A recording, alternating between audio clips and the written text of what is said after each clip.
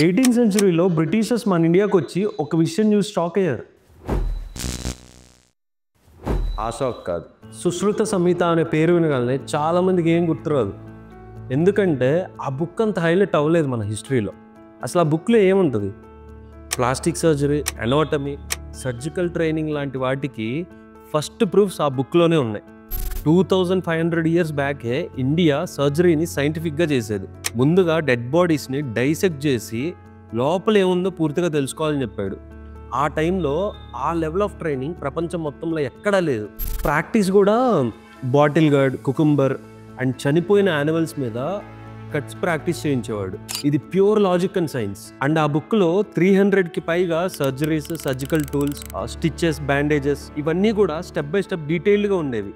అప్పట్లో Europe countries blood letting అనే useless కాన్సెప్ట్ని ఫాలో అయ్యేవాళ్ళు. ఇంకా అతిపెద్ద షాక్ అయ్యే విషయం ఏంటంటే నోస్ రీకన్స్ట్రక్షన్.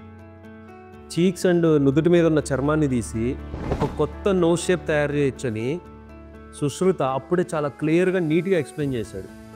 ఈ రోజు జరుగుతున్న మోడర్న్ ప్లాస్టిక్ సర్జరీస్లో కూడా సేమ్ టెక్నికే యూజ్ చేస్తున్నారు ఇప్పటికి కూడా.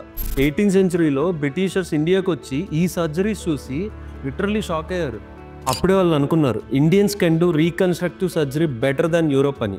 ప్రపంచానికి సర్జరీ అనే కాన్సెప్ట్ అర్థం అవ్వక ముందలే ఇండియా చాలా ముందుంది. ఇన్ని సెంచరీస్ క్రితమే మనం వరల్డ్ క్లాస్ సర్జరీ చేస్తే మన చరిత్రలో ఆ బుక్స్ ఎందుకు హైలైట్ అవ్వలేదు?